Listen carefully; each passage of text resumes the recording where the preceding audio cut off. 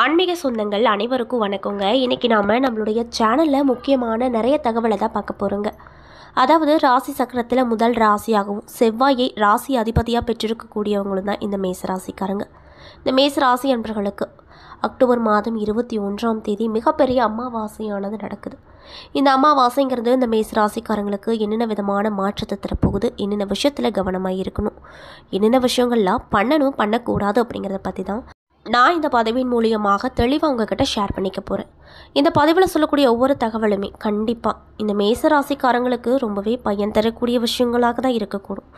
So வீடியோவை skip பண்ணாமல் தொடர்ச்சியாக பார்த்தீங்க அப்படின்னா தான் புரியும். ஸோ வீடியோவை ஸ்கிப் பண்ணாமல் தொடர்ச்சியாக பாருங்கள். அது மட்டும் இல்லாமல் உங்களுடைய ராசி அதிபதிக்கு உகந்த கடவுள் யாருன்னு பார்த்தீங்கன்னா முருகப்பெருமான். அந்த முருகப்பெருமானை உங்களுக்கு ரொம்ப ரொம்ப பிடிக்கும் அப்படின்னா இந்த வீடியோ கூட லைக் பண்ணிவிட்டு, உங்களுடைய ஆள் மனதில் நிறைவேறாத விஷயம் அப்படின்னு சொல்லிட்டு நிறையவே இருக்கும், அதில் ஏதோ ஒரு விஷயம் நடக்கணும்னு சொல்லி மனதார வேண்டிட்டு நம்மளுடைய கமெண்ட் பாக்ஸில் வெற்றிவேல் வீரவேல் அப்படின்னு சொல்லிட்டு மறக்காமல் பதிவிடுங்க.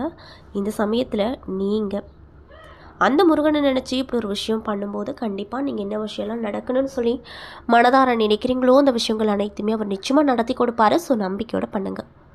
மேலும் இது போன்ற ஆன்மீகம் சார்ந்த வீடியோஸ் எல்லாம் முழுசாக பார்க்கணும் அப்படின்னு ஆசைப்பட்டால் நம்ம சேனலை மறக்காமல் சப்ஸ்கிரைப் பண்ணிவிட்டு கீழே இருக்கும் பெல் ஐகானையும் மறக்காமல் கிளிக் பண்ணுங்கள். அப்போ தான் நம்ம சேனலில் போடுற ஒவ்வொரு வீடியோவும் நோட்டிஃபிகேஷனாக உங்களுக்கு உடனுக்குடனே வந்து சேரும். ஸோ இப்போ வாங்க நம்ம வீடியோக்குள்ளே போய் தெளிவாக பார்க்கலாம். மேசராசி அன்பு நேயர்களுக்கு ரிஸ்க் எடுப்பது எல்லாமே ரஸ்க்கு போல் சாப்பிடக்கூடியவங்களாக தான் இருப்பாங்க. ஆனால் இவங்களுக்கு மூக்கு மேலே கோபம் வரும். அன்பு செலுத்துவதில் இவங்களை மிஞ்சிட வேறு யாருமே இருக்க முடியாது.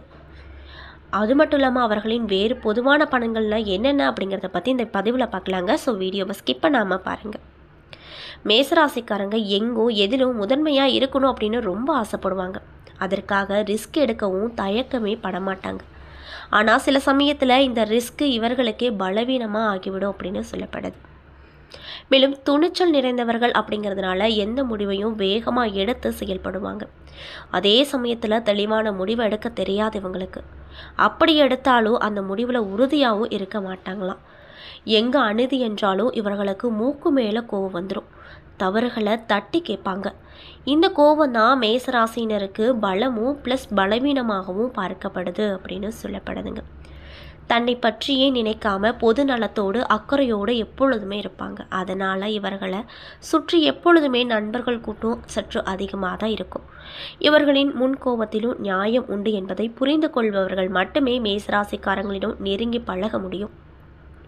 மேசராசிக்காரர்கள் தன்னம்பிக்கை மிகுந்தவர்கள் அப்படிங்கிறதுனால அசுர வளர்ச்சியை விரும்பாமல் நிதானமாக முன்னுக்கு வர வேண்டும் அப்படின்னு நம்புவாங்க. எந்நேரமும் சுறுசுறுப்பாக இவங்க இருப்பாங்க. தான் விரும்பும் காரியத்தை முடிப்பதில் அதிக கவனத்தோடு இவங்க காணப்படுவாங்க.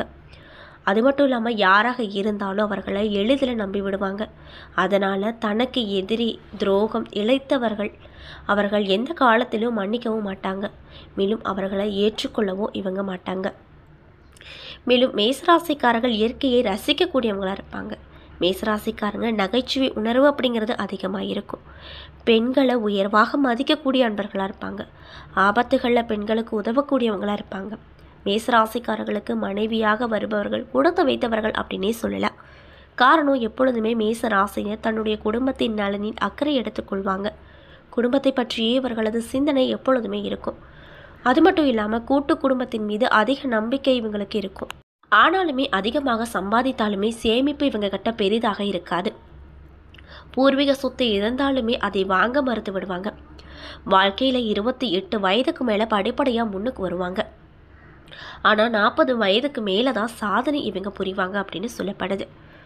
காவல்துறை, இராணுவம், விளையாட்டு, பொறியியல் துறையில் இருப்பாங்க. அல்லது இரும்பு தொடர்பான தொழிற்சாலை, செங்கல் சூளை, மண்பாண்டம், சுரங்கத் தொழில், ஆயுதம் தயாரித்து விற்பனை செய்தல் போன்ற விஷயத்தில் ஈடுபட்டு இருக்கக்கூடியவங்களாக இருப்பாங்க அப்படின்னு சொல்லப்படுது.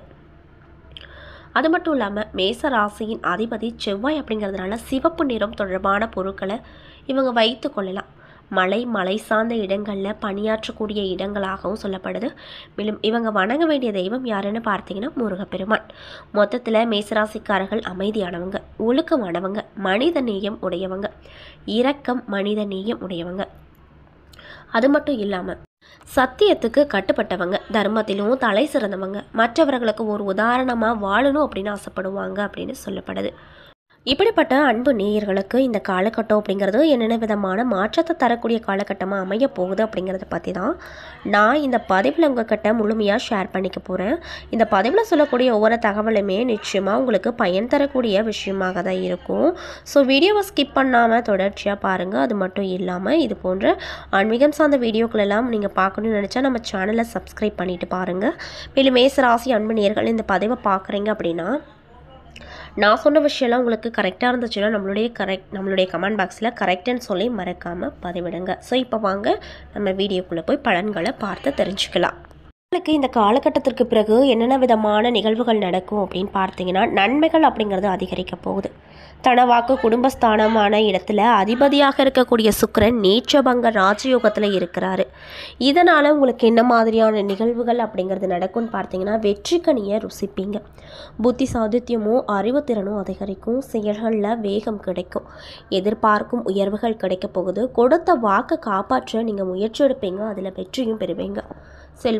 செல்வாக்கு அப்படிங்கிறது உயரக்கூடும். தீபாவளி போனஸ் மகிழ்ச்சியை தரக்கூடியதாக இருக்கும்.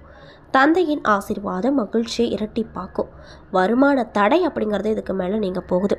சிறிய முதலீட்டில் அதிக லாபத்தை பார்ப்பீங்க. தடைப்பட்ட வாடகை வருமானம் வர துவங்கும். தம்பதிகளுக்கிடையே நல்ல புரிதல் அப்படிங்கிறது கிடைக்கும். குடும்ப உறுப்பினர்கள் உங்களின் பேச்சிற்கு செவி சாய்ப்பாங்க. உடல்நலனை பொறுத்த வரைக்கும் முன்னேற்றம் அப்படிங்கிறது அதிகரிக்கும். வாழ்க்கையின் அனைத்து விஷயங்களுமே உங்களுக்கு சாதகமாகவே இருக்கும். திருமண தடை நீங்கும். எதிர்பாலினத்தாரால் ஏற்பட்ட இன்னல்கள் விலகப் போகுது. அரசு வெளிநாட்டு வேலை வாய்ப்புக்காக தேர்வுகளில் வெற்றி கிடைக்கும். குழந்தை பாக்கியம் கிடைக்காதவர்களுக்கு அந்த பாக்கியமும் இந்த காலகட்டத்தில் கிடைக்க போகுது. அதில் எந்த ஒரு மாற்றுக்கருத்தும் இல்லை அப்படின்னு சொல்கிறாங்க. அது மட்டும் இல்லாமல் குலதெய்வ வழிபாட்டை நீங்கள் இந்த காலகட்டத்தில் செஞ்சு வர உங்களுக்கு நிறைய விதமான பலன்கள் அப்படிங்கிறது கிடைக்குங்க. மேலும் புரட்டாசி மாதம் 22ஆம் தேதிக்கு மேலே கடகராசிக்கு குரு சென்றிருக்காரு. அதிசாரா கதியில் அங்கு செல்லும் குரு பகவான் உச்சம் பெறுறாரு. இதனால் உங்களுடைய ராசிக்கு 9 மற்றும் 12 ஆகிய இடங்களுக்கு அதிபதியான குரு உச்சம் பெறும் நேரத்தில் சுப விரயங்கள் அதிகரிக்கும். தீட்டிய திட்டம் எல்லாமே நடக்க போகுது. அதுவும் நீங்கள் நினச்ச மாதிரி வெற்றியை கொடுக்கக்கூடிய வகையில் இருக்க போகுது. குரு பார்வை அப்படிங்கிறது 8, 10, 12 ஆகிய இடத்துல பதிவதால் இந்த இடங்களை உச்சம் பெற்ற குரு பார்ப்பதால் அச்சப்பட தேவையில்லை. ஏன் அப்படின்னா குருவின் பார்வை பலத்தால் தடைப்பட்ட காரியம் எல்லாமே தானாகவே நடக்கும். பூர்வீக சொத்து தகராறுகள் அப்படிங்கிறது நீங்க போகுது. பாக பிரிவினைகள் சுமூகமாக முடியும். பெற்றோரின் ஒத்துழைப்போடு பிரச்சனைகளில் இருந்து விடுபடுவீங்க. உற்றார் உறவினர்களின் ஆதரவு அப்படிங்கிறது திருப்தி தரக்கூடிய விஷயமா இருக்கும். மேலும் ஊர் மாற்றம் இடமாற்றம் நன்மை தரக்கூடிய விஷயமா இருக்க போகுதுங்க. மேலும் தொழிலில் பணியாற்றுபவர்களின் மாற்றங்களும் புதிய தொழில் தொடங்கும் முயற்சியிலும் நிறையவே ஆர்வம் காட்டுவீங்க. அந்த ஆர்வத்தால் உங்களுக்கு பலனும் கிடைக்குங்க. மேலும் கும்பராசியில் சஞ்சரிக்கக்கூடிய சனி பகவான் இந்த காலகட்டம் முழுவதுமே வக்ர இயக்கத்தில் இருக்கிறாரு. உங்கள் ராசிக்கு 10, 11 ஆகிய இடங்களுக்கு அதிபதி தான் சனி. மேலும் தொழில் மற்றும் லாபாதிபதியாக விளங்கும் சனி வக்ரம் பெறுவது அவ்வளவு நல்லது கிடையாது. அது மட்டும் இல்லாமல் குருவின் பார்வை சனி மீது பதியுது. அதன் கடுமை கொஞ்சம் குறையுங்க. மேலும் மாத கடைசிக்கு மேலே குரு பயிற்சிக்கு பின்னாடி சனி வலிமை அடைவதால் தொழில் வியாபாரத்தில் மிக மிக கவனமாக இருக்கணும். அது மட்டும் இல்லாமல் உங்களுக்கு ஏற்பட்டிருக்கக்கூடிய நெருக்கடிகள் எல்லாமே நீங்கள் போகுது.